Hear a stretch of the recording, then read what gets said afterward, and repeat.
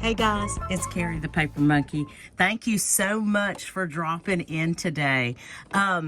Let's get right into this. I'm not quite sure where to start. This is a different angle for me, but I had a few viewers, actually 3, pop into my comments and email and ask if I would show how I make my fabric ruffles and fabric clusters. Now, first of all, I was shocked that anybody would ask me how I did something. So please bear with me. I'm going to try to show you, because I didn't think it was that big of a deal. And in fact, I'll share with you one of the people who asked me, I hope she doesn't mind, but one of the folks who asked me how to show how I do my fabric ruffles in particular was Meg at Chasing Retro. And I'm going to tell you guys something. I could have sworn that I actually, when I first started, watched Meg's video on how to make fabric clusters.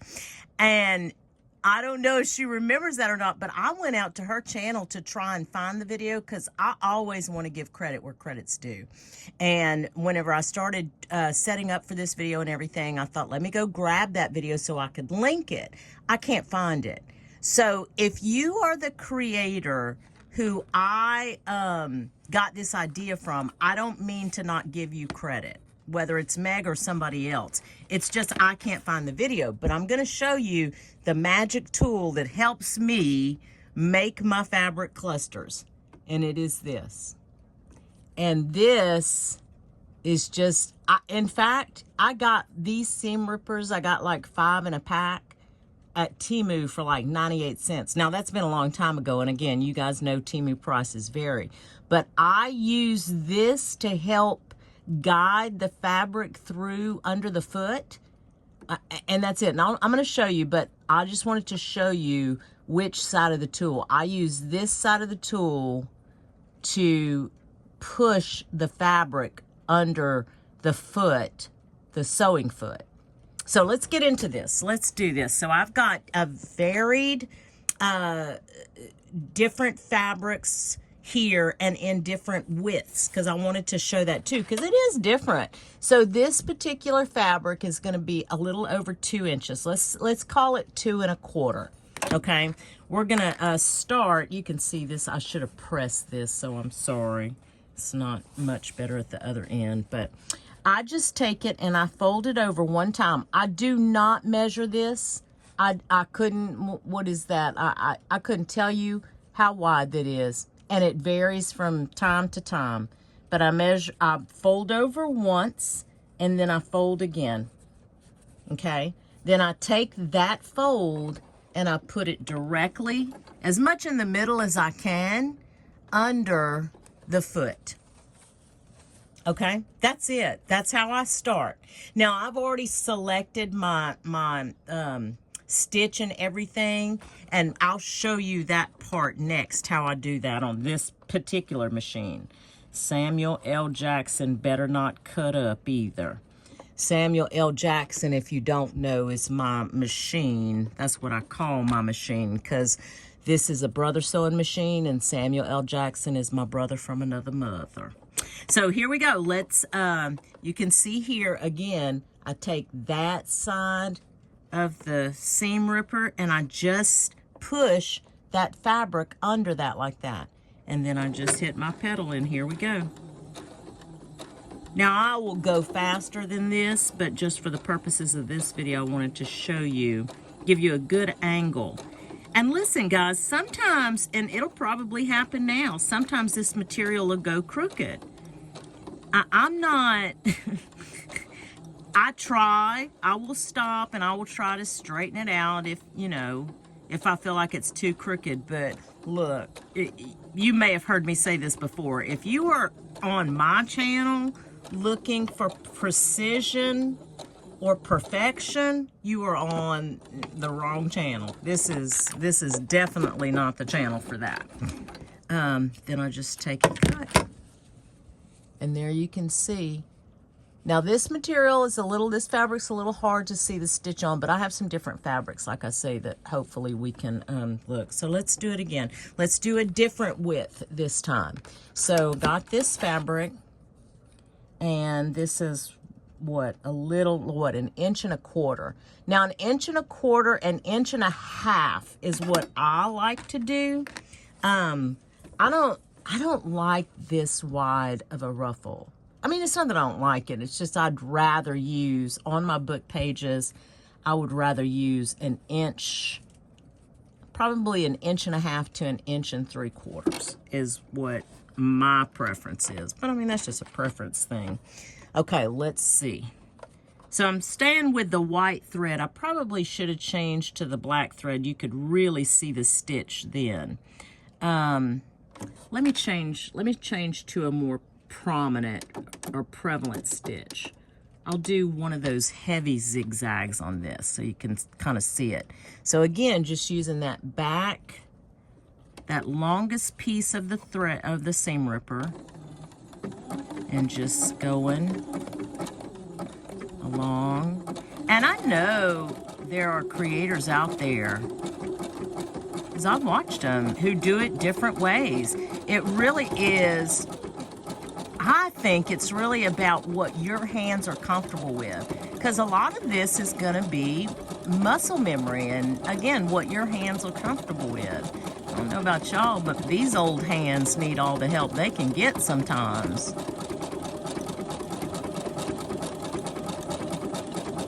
Now, I recently, probably the last couple of months, I guess, heard Gail Augustinelli. She was putting some fabric ruffles on, one of her journals or something. Not ones she had created, but she had a piece of advice for people who do create ruffles and sell them. She was like, if you would sell them in 18-inch lengths, then the journal maker who makes like the standard size journal, like the, whatever it is, 6x9 or whatever it is, could take that fabric, that 18-inch ruffle, and cut it in half and use it on a 9-inch page, which is kind of the standard size, right? When you fold a piece of 8.5 by 11.5 or whatever. But that, her point being to make them longer, because, and as you can tell, she kind of has a good point. When you take a piece like this, and I just cut this off of a napkin, that's all this fabric was off of a napkin, it only comes out to 4 3/4 of an inch. And so that's not going to be the length of a whole, not unless you have a smaller journal. But, I mean, still, all in all, cute. Yeah. Okay. Let's go to a different kind of fabric. Let's go to another one. Let's see, that one's a 2-inch. Let's try this. So again, we'll just pull this over and pop that under that first pleat, that first fold. Pop it under your foot and then get your next fold ready. And then just, if you have a pedal, I know some machines have buttons now, but you can just go like, and let it feed itself. I'm not really pushing anything other than the fabric under the foot. That's it. I'm just making the fold with that back side of that seam ripper is all I'm doing.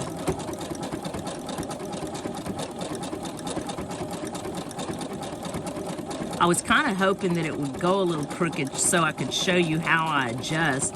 But basically, if it went crooked, I would just pop the foot up, just kind of realign the fabric. And if I had to backstitch, I would backstitch it. And then pull the foot up and then just realign the fabric. And then I backstitch a couple of times before I take it out and cut it. And there you go. Isn't this cute material? I got this at the Dollar Tree yesterday. Yeah. Yesterday, May 24th, I think. Or May 23rd, something like that. Anyway, yeah, cutie, huh? I'm going to change the the thread real quick. Okay, I wanted to change the color of the thread because I knew I was using this muslin, and I wanted to, you know, you to be able to see the stitches really clearly. So again, we're going to go with a 2.5 inch, and this again muslin, just a regular. And I'll tell you, my preference of material to use when making fabric clusters is cotton, but I have recently taken, I'll show you real quick. I've had this ribbon for years, and I just never had an occasion to use it. And one day I sat and I had another roll of it, and I made a ruffle out of this ribbon. I sent it in Happy Meal recently, but just a thought of something you could also use. If you have ribbon out there that you're not using, you could pull it out and just make a whole ruffle with it if you wanted to. And that's a satin type ribbon. Okay, I wanted to change. Well, I know what I'll do. I'll change to a couple of different stitches so I can show you the different decorative stitches. That was one of the things one of my subscribers asked, is how do I use the different decorative stitches? So this will be a good one to do that on. Let me change, let me do a couple more. I'll do a couple more with this stitch. And I couldn't, again, I could not tell you what the name of these stitches are. I mean, I just call that a heavy, it's a heavier zigzag, that one is. Let's change to one of these little decorative stitches. I'll change it up.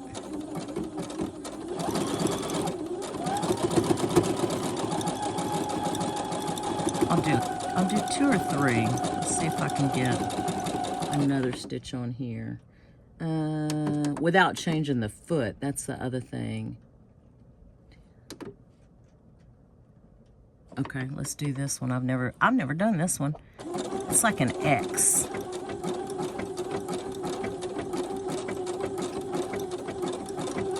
Oh, I'm excited. I never did this one. Okay, let's do, I think for all the floral stitches, I have to change the foot, and I'm not prepared to do that on this one. Yeah, I have to change the foot. And listen, the only reason I know that you have to change the foot is because my machine tells me that on the display. I know nothing about sewing. I'm telling you, I know enough about this machine to fill a thimble, and then you could take said thimble and walk all the way across a football field and never spill a drop. That's how much I know about this machine. I'm telling you, I muddle my way through all this. I really do. That's why I'm shocked that anybody would want to know what my process is. And I'm shocked, and I'm so thrilled. Okay, let's do, I guess this is, well, let's see, does this work? Nope, that one doesn't work. See, all the fancier kind of intricate stitches seem to work with an in foot, and I don't have, well, I have the foot, I just don't want to change to it right now. Let's see. Okay, let's do this number 23. And I'm going to show you, I'll give you a visual of my actual LED screen on this machine. Let's go through this.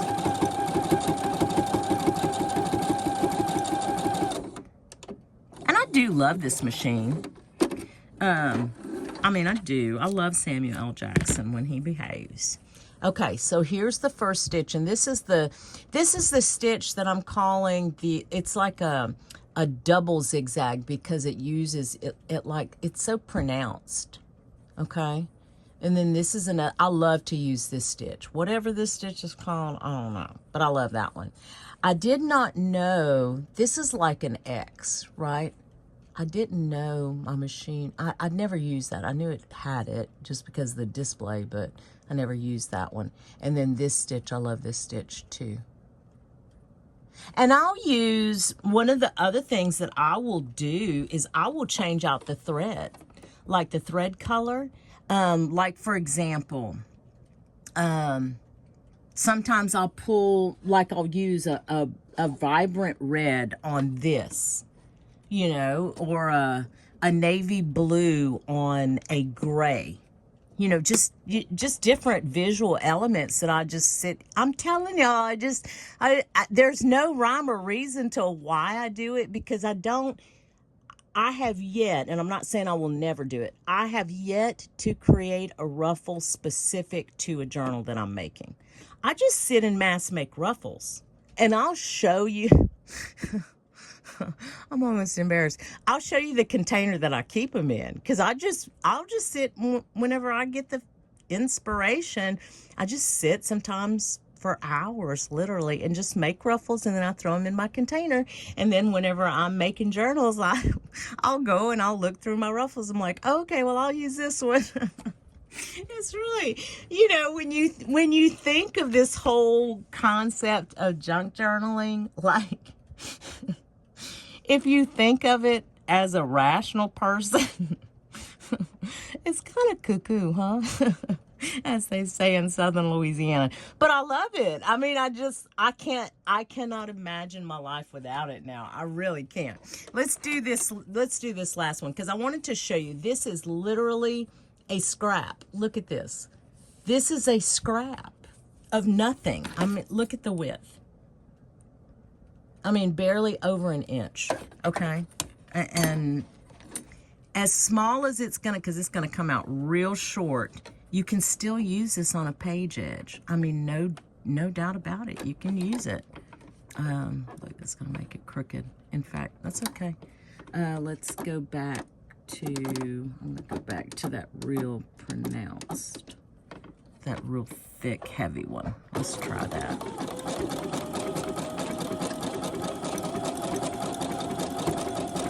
You see how I take my finger and I kind of guide that ruffle too?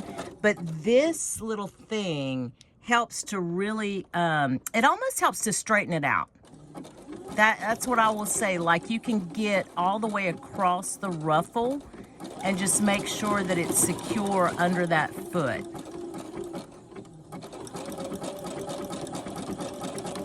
And I have poked my finger with it sometimes, yeah. But it's not bad.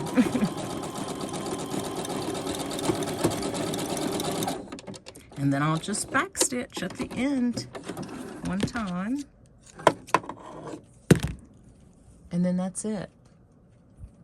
Like, this really, seriously, this ticking would have been pretty to have a really bright pop of yellow, even. You know, yellow thread. Yeah.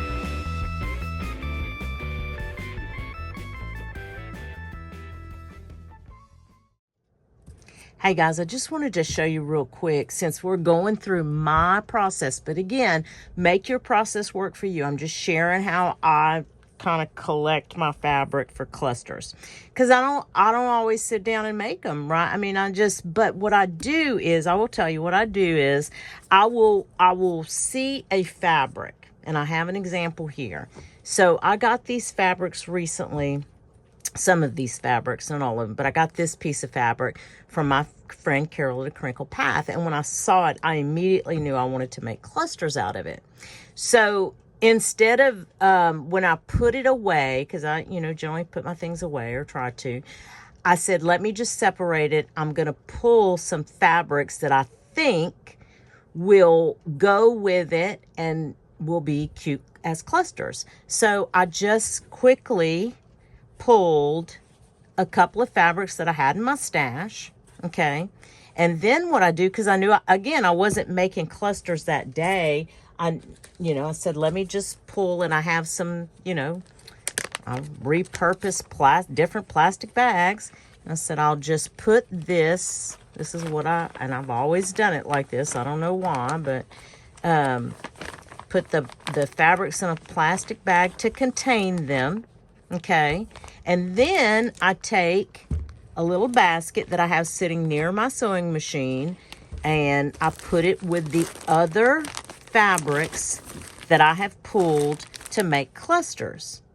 And so that way, when I'm in the mood to make clusters, I just pull my bags of fabric and I cut them down, to whatever. Again, I don't really do sizes. I just cut them down and just start making clusters. You can see there's really, again, no rhyme or reason, no color, no, like I don't do all neutrals. I don't do all dark color. I just, whatever fabric hits me, whenever I get a fabric and I say, wow, I want to make a cluster out of that, I will go and put them in little bags with other fabrics. Now, I may, whenever I pull this bag, for example, I may start to put these together and go, oh, it's not going to work. And I'll start looking through my other fabrics to see if there are other fabrics that, I want to put with that at that time.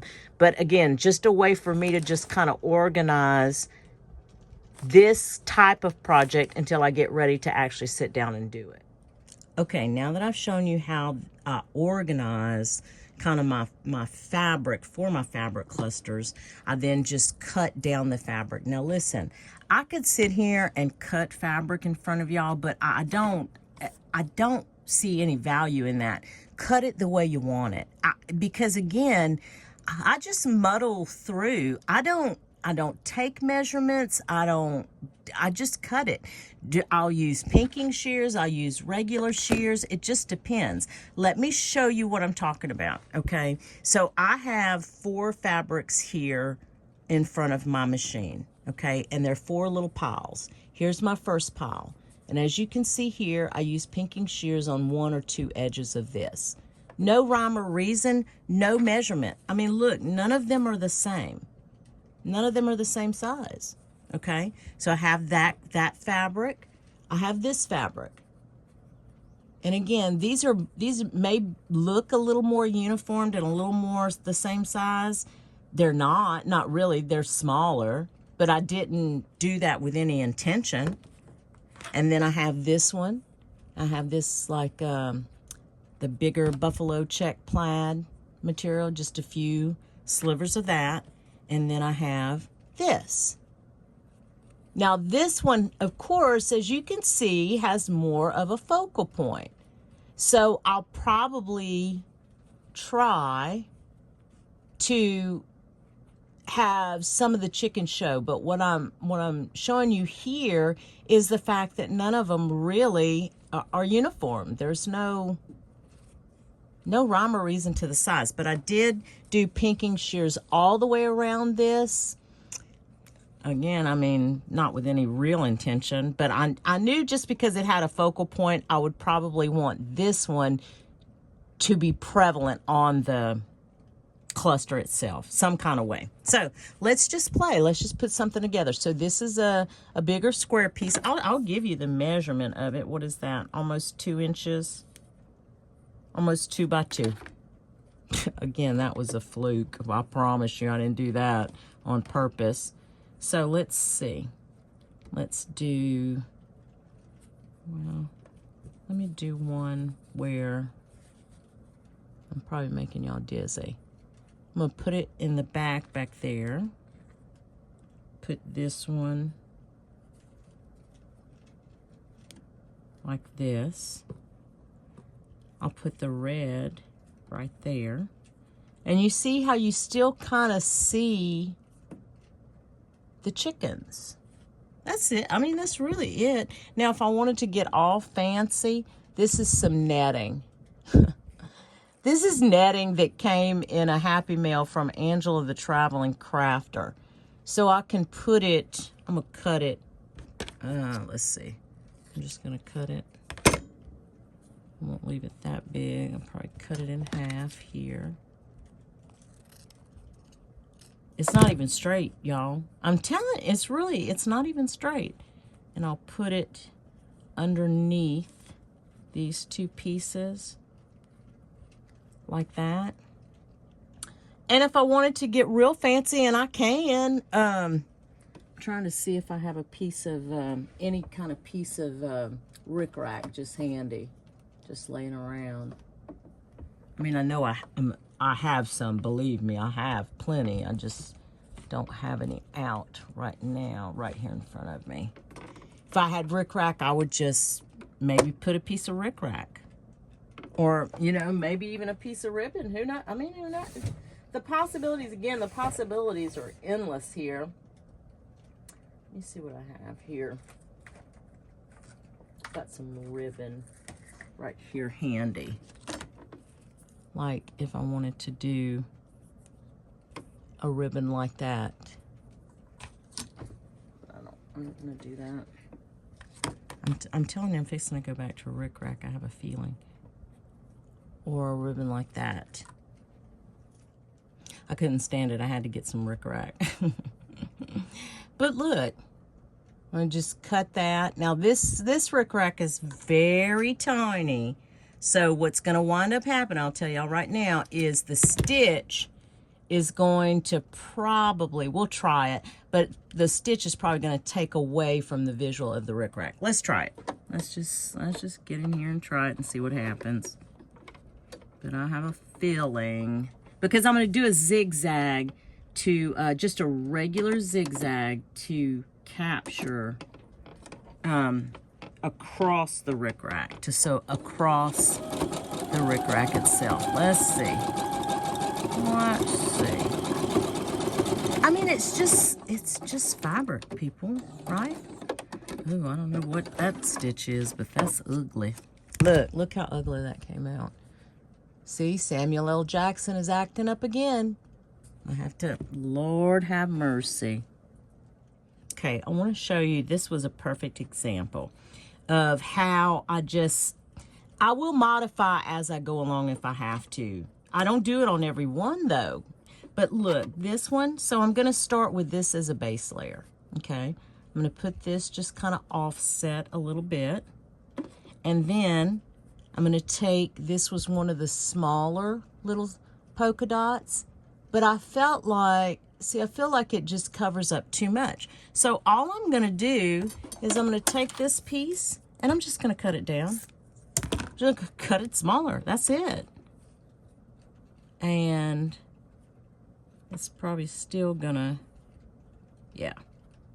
Okay, I'll just put it to the side there, and then you can kind of still see your little chickies.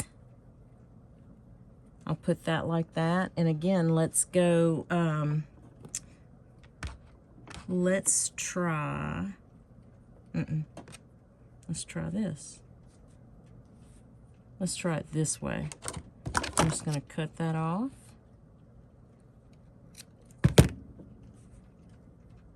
And I'm gonna sew it straight down. Let's try it, let's see what happens with the zigzag this time. I think I worked it out, but let's see. A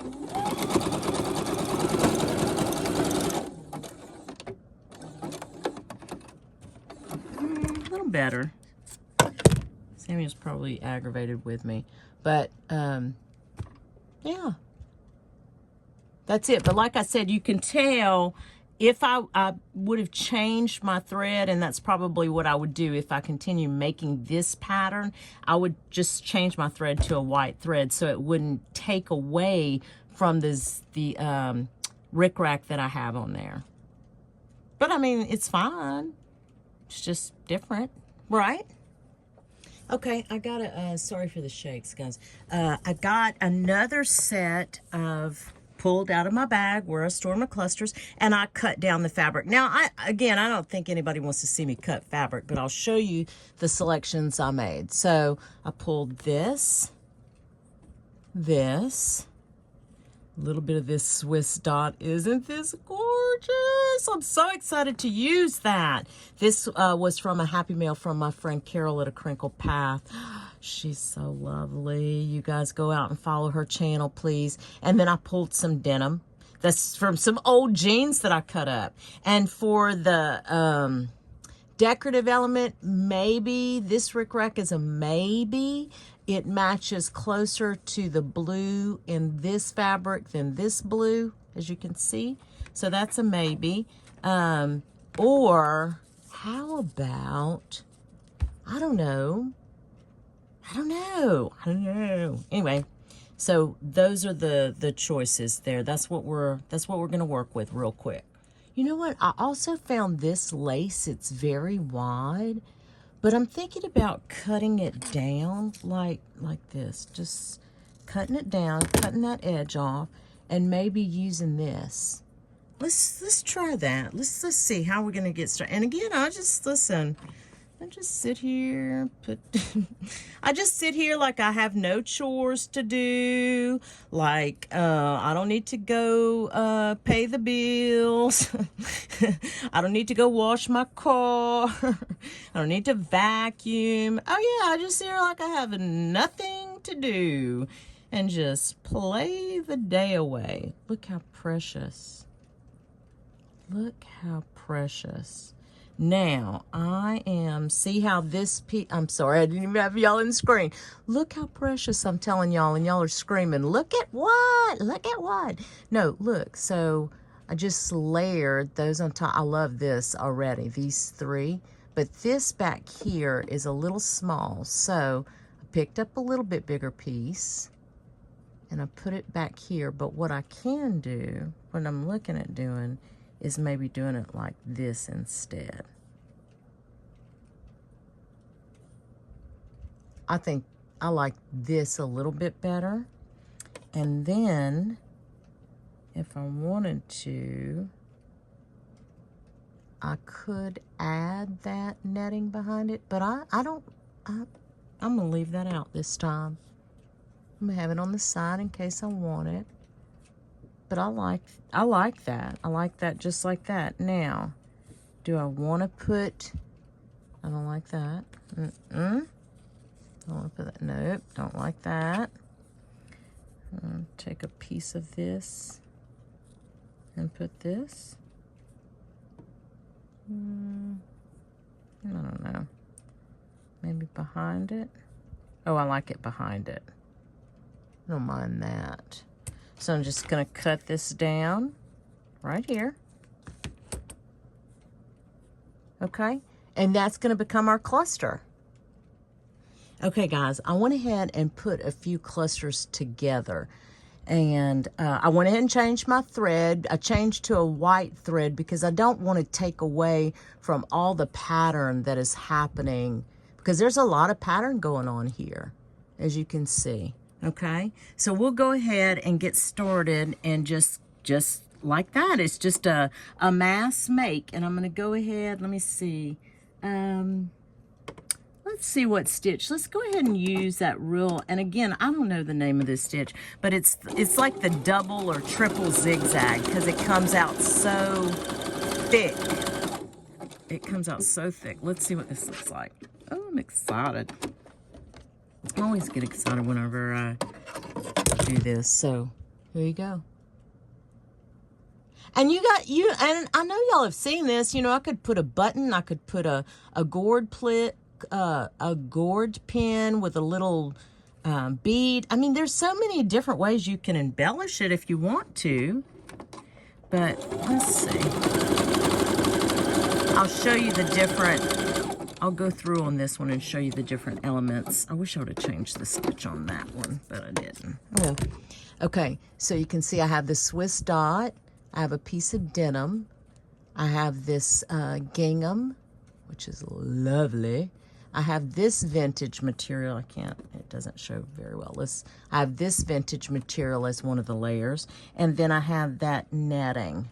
It's not netting, it's actually lace, but I just cut it down, cut the trim down, and then that's it.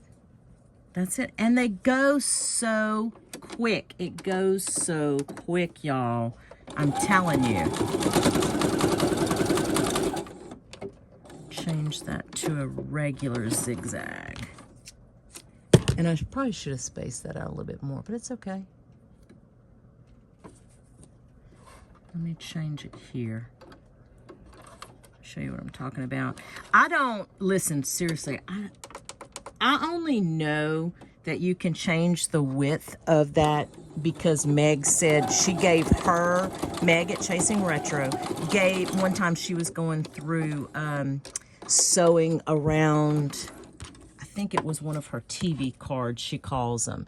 And she said the stitch width on one of her videos, and so now I changed the stitch width. Yeah, don't ask me what that means, but I guess it means the stitch goes a little wider. I don't know, who knows?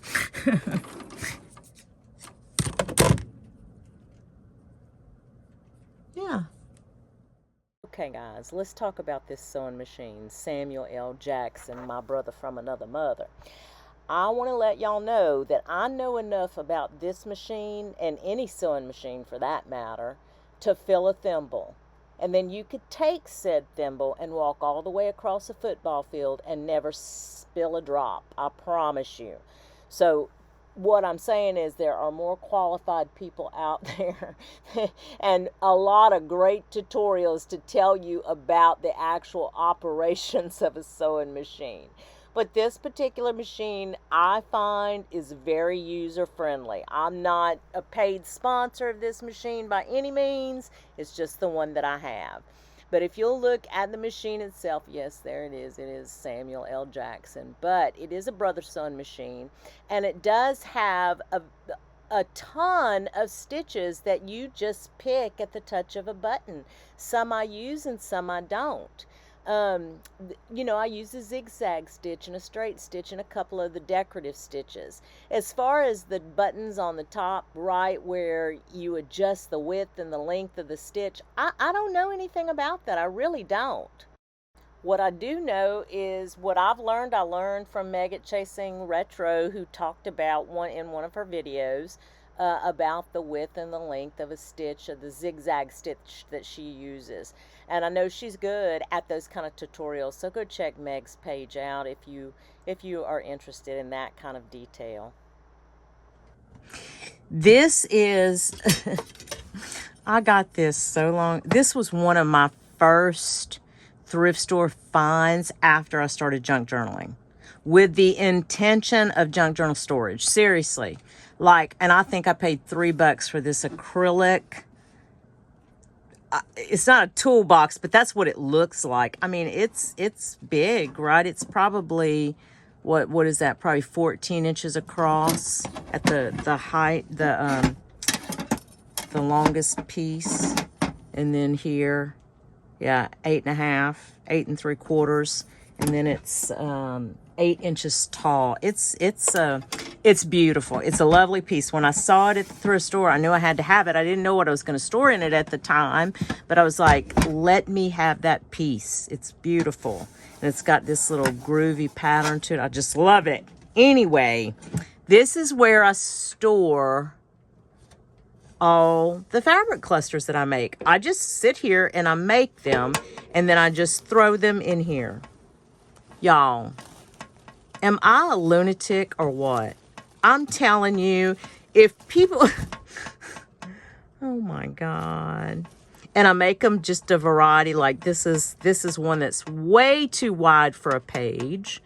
But if you wanted to cut it this way and just do it, I mean, there's just no rhyme or reason. We just do what we do, right? All different varieties. And like I said, I do sell on the Maker's Market, but regardless of whether I sell any or not, I'm I'm going to keep making them because I just get so much joy out of making them. There's just, you can't explain it unless you are into the craft and you do it. You just cannot explain it. There's just something so, because look at this one. Look, this was literally a scrap. It was not uniformed in width. It was, you know, just graduated in the width and everything. And it's just lovely. Yeah. So that's how I do what I do.